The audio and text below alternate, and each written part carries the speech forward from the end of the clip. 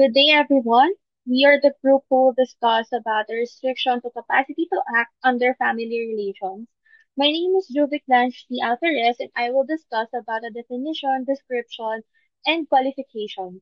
So it is found in Article 149 of the Civil Code, where it defines and describes that the family, being the foundation of the nation and the basic social institution of which public policy cherishes and protects. It is also stated that the family relations are governed by law and no custom, practice, or agreement destructive of the family shall be recognized or given effect. In 150, Article 150, it includes the family relations. This is also the qualifications of the family relations. One, between husband and wife. Two, between parents and children. Three, among other ascendants and descendants. And among brothers and sisters, whether of the full or half blood. So that would be all for my presentation. It will be further discussed by the following report. Thank you so much.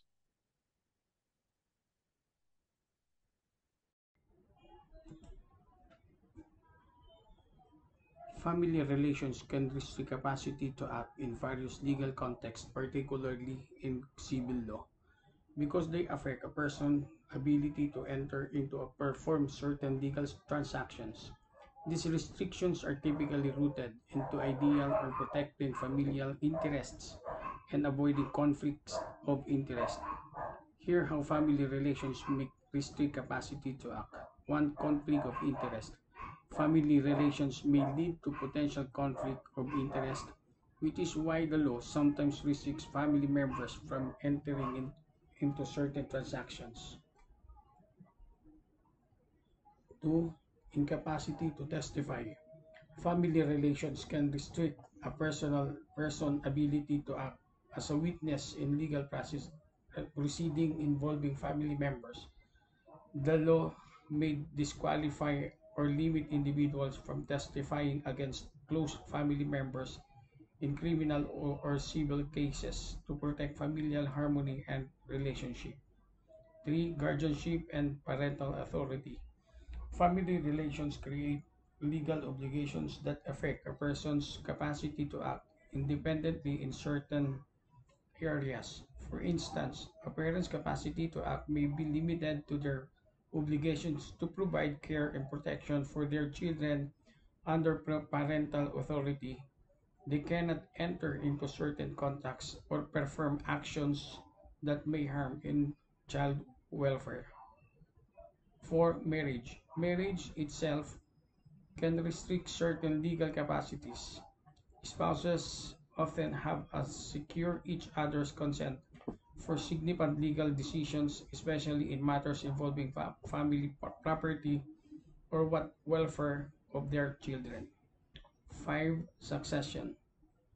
Family relations play a crucial role in succession law, which can restrict or dictate how a person may dispose of their estate.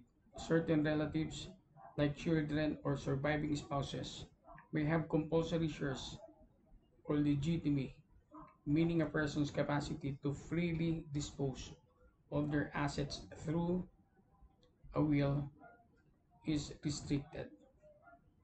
6. Prohibited marriages. Family relations also impose restrictions on a person's capacity to marry. Individuals are generally prohibited from marrying close blood relatives. Example, siblings, parents, and children, or those related by affinity, some step-parents and stepchild, to prevent family-related conflicts and preserve public morality. Conclusion, family relations restrict capacity to act primarily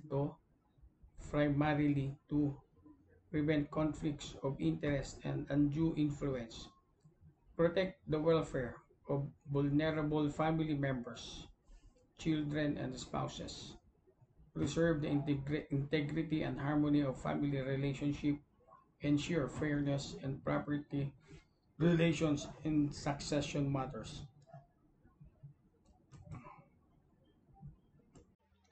Hello everyone. For the examples, which is located in the Title 1, Chapter 1 of the General Provisions, Article 39 of the Civil Code states that the following circumstances, among others, modify or limit the capacity to act: age, insanity, imbecility, the state of being a deaf-mute, penalty, prodigality, family relations, alienage, absence, insolvency, and trusteeship. The consequences of these circumstances are governed in this code. Other codes, the rules of court, and in special laws, capacity to act is not limited on account of religious belief or a political opinion. The other example is in the case of People of the Philippines versus Amiril Asmawil. Amiril Asmawil was convicted by the Court of First Instance of Sulu for robbery with homicide under Paragraph 1, Article 294 of the Revised Penal Code. As found by the trial court, the facts are: at about 7 o'clock of Saturday evening, December 29, 1956, Amiril Asmawil went looking for Sanadi Bacon in the house of the latter's first wife Pulong, located in Tiptipon Municipal District of Talibao, Province of Sulu. Sanadi's daughter Auntie, who was then with Halid Mahid in the balcony of the house, informed the accused that her father was in the neighboring house of Anang, his second wife. Thereupon, Asmawil went to Anang's house. Sanadi Bacon and Asmawil subsequently came down from Anang's house and proceeded towards Pulong's house. Upon reaching the gate, which was more than 3 fathoms from the balcony, Sanadi called Halid Mahid to open it. Halid Mahid got a key and descended the stairs to open the gate, but before he could do so, Asmawil hacked Bacon with a barong, hitting him across the breast. The victim fell backward. Asmawil then picked up the .45 caliber pistol which Bacon held in his hand and ran away with it. Auntie and Halid Mahid's son recognized the accused by the light of lamp in the balcony. Going to the decisions, Anang testified for the defense, repudiated her affidavit of December 31. In December 31, 1956, the appellant emphatically relies upon this repudiation to press for the reversal of judgment. However, such disavowal took place after she married the appellant and after she attempted to bribe Halid Mahid to recant. She stated in her affidavit that she saw the appellant cut down her husband and that the latter, while cradled in her arms and dying, told her that it was the appellant who hacked him. It's not strange, therefore, that having subsequently married the appellant, she should choose to defend him and repudiate her affidavit. Such a repudiation, however, cannot overcome the testimonies of Auntie and Halid Mahid that they saw appellant commit the offense in question. Wherefore, the judgment appealed from is hereby affirmed with cause against appellant. It is so ordered.